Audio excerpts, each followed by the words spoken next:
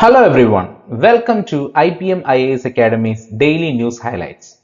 Today is 19th August 2024. Let's see what are the important news for today's discussion, and before that, if you have not yet subscribed the channel, please do subscribe the channel so that you will continue to get updates regarding the civil services examination and current affairs. And one more thing, we have the guided PCM course 2025 and the scholarship test link is there in the description. So if you are interested in joining the program, please do take the scholarship test. If you are getting really good marks, you will get the entire course at a highly affordable price. Supreme Court intervenes in rape and murder of doctor. So the news is all about the intervention of Supreme Court, and that is suo motu intervention of Supreme Court. The Supreme Court has taken suo motu cognizance of the rape and murder of a postgraduate doctor at R.G. Kerr Medical College. And with a 3-judge bench led by CJI Chandrachud scheduled to hear the case on Tuesday. So here we have given importance to the suo motu.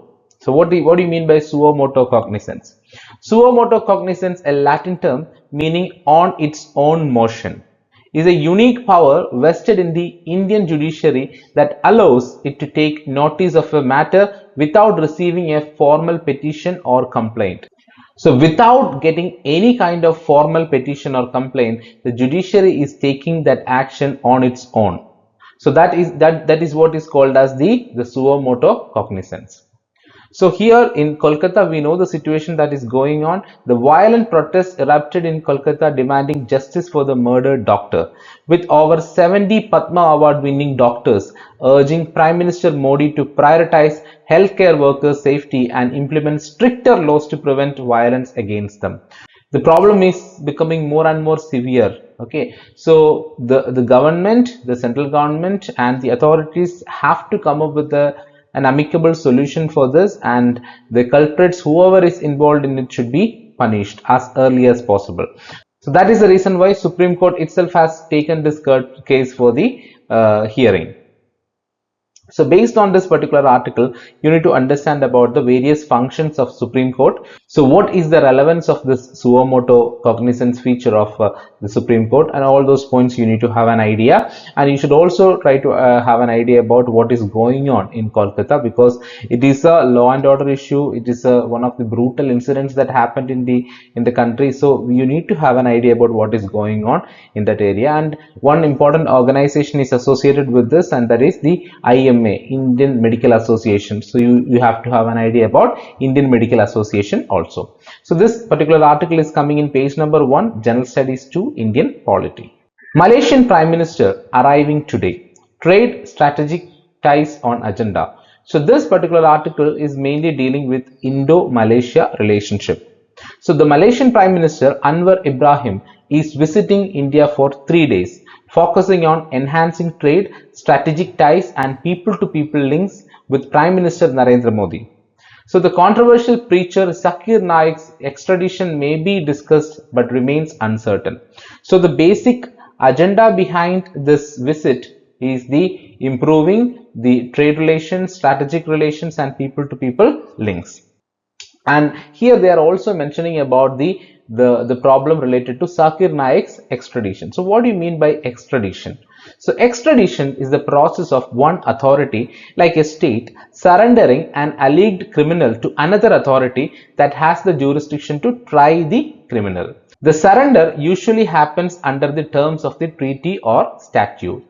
The procedures for extradition depend on the law and practices of the requested state.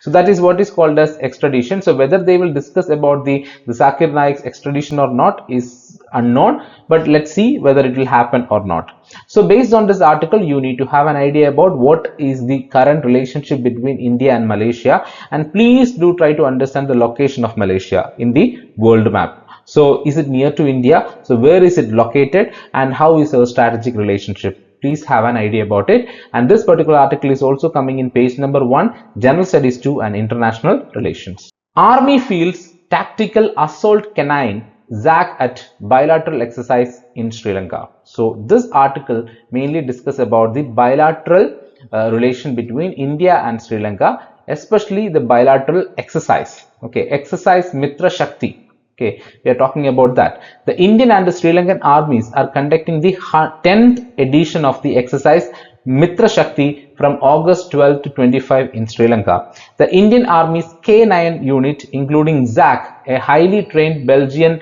Malinois, plays a crucial role in tactical operations. So here they are talking about the exercise Mitra Shakti. So please have an idea about what is this exercise Mitra Shakti. And this particular program involving 106 Indian personnel from the Rajputana Rifles and Sri Lanka's Gajaba Regiment aims to strengthen joint counter-insurgency capabilities. The Indian Army's ZAC and Assault K9 excels in high-risk operations and tactical responses. So based on this article, please try to have an idea about what is this exercise Mitra Shakti and what are the other major joint exercises that India conducts with other countries. Apart from Sri Lanka, what are the other countries in which we are actually engaging in joint exercises? Please have an idea about it. And this particular article is coming in page number 4, General Studies 2, International Relations. Nepal's new foreign minister begins 5-day India visit. So here comes the bilateral relation between India and Nepal. So what is it all about? The Nepal's new foreign minister Arzu Dioba Rana begins her first official visit to India, where she will meet with External Affairs Minister S. Jaishankar to strengthen bilateral ties and advance cooperation between neighboring countries. So basically the objective is to strengthen the cooperation between these two countries. And during her 5-day visit, the Nepal's foreign minister will discuss enhancing bilateral relations with S. Jaishankar, marking a continuation of the high-level exchanges between the two nations under India's neighborhood first policy. So we always know that India always gives this preference to neighborhood first policy, and in that scenario we have very close ties with Nepal also. So we are trying to strengthen the relationship into a next level, and that is why we are having the Nepali new foreign minister visiting India. So please try to have an idea about the present relation between India and Nepal, and also whenever you are discussing about things like bilateral relations, you should also have an idea about what is the historical ties between both countries. Please have an idea about it. An overview, at least you will have an idea, because in international relations you will definitely cover. In the syllabus itself, we have a topic where how is our relation with the neighboring countries. So in that we will definitely cover this India-Nepal relationship. But apart from that, whenever you are actually seeing such kind of news, please try to go through the overview of the historical ties also. So this particular article is coming in page number 4, General Studies 2, International Relations. Defense Minister opens new Maritime Rescue Coordination Center in Chennai. So here the article is more about the maritime security, especially the Maritime Rescue Coordination Center in Chennai. The Defense Minister Rajnath Singh inaugurated a new Maritime Rescue Coordination Center (MRCC) in Chennai, enhancing maritime safety with advanced communication systems. He also launched 2 Coast Guard units, the Regional Marine Pollution Response Center and a Puducherry Air Enclave. So what is the major duty of this MRCC? The new MRCC in Chennai, equipped with latest technology, will coordinate maritime rescue operations on India's east coast. Additionally, the Regional Marine Pollution Response Center and Coast Guard Air Enclave were inaugurated to boost the coastal safety and environmental protection. So mainly this particular article is discussing about the defense aspect, especially in connection with the maritime security. So this is coming under internal security, and it's a part of General Studies 3, and this is coming in page number 5. Based on this article, please try to have an idea about the maritime border, the maritime security, and what are the important forces which are actually related with the maritime security of our country. And if there is any maritime threats that we are actually facing, please do have an idea about it. So this is very important because it is coming in internal security. 2 states. The elections to Jammu and Kashmir and Haryana are of great importance. So we have already discussed about it because we are going to witness the elections in Jammu and Kashmir and Haryana. So the upcoming elections in Jammu and Kashmir and Haryana will test India's democratic institutions, especially the Election Commission. You know, after the reorganization of the Jammu and Kashmir in 2019, they are going to witness the first election. So it is very crucial. Okay, the assembly elections in Jammu and Kashmir and Haryana are crucial for both BJP and Congress, with high stakes due to anti-incumbency and shifting political dynamics. The results could influence national politics ahead of the 2024 general elections. So basically what we need to understand is, if you look at the politics, okay, the party politics in our country also, these two elections are significant. And you should definitely have an idea about what is going to be the trend in Jammu and Kashmir, because the election is going to be conducted after around 4 years. Okay, in 2019 only the reorganization happened, so after 4 years only the election is going to happen. So what is the new trend which is going to come in the state? That is also very important. So this particular article is coming in page number 8, General Studies 2, Indian Polities. So please read this editorial. Back from the brink, Sri Lanka has an opportunity to elect a truly representative government. So we know that Sri Lanka is going to witness the presidential election.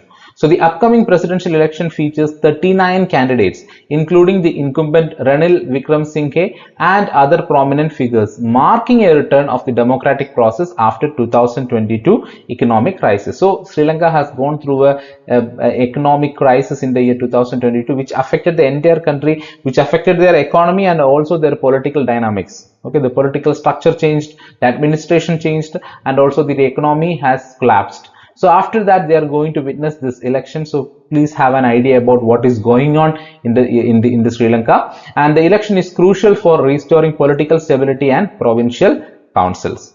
So despite the Sri Lanka's recent economic struggles, the upcoming presidential election has attracted record candidates. You know, the number of candidates are 39 who are actually competing for this election. And key contenders include Ranil Wickremesinghe and Sajith Premadasa, with a focus on restoring the provincial councils and addressing public dissatisfaction with traditional politics. So based on this article, please try to have an idea about what is going on in Sri Lanka and India's relation with Sri Lanka. Already we discussed the joint exercise that is going on with Sri Lanka, but apart from that, what is our bilateral relation with Sri Lanka? On a political level, on an economic level, how we are actually connected? Please try to have an idea about it. And this is coming in page number 8, General Studies 2, International Relations. Poland seeks to contain toxic algae as tons of fish die in order.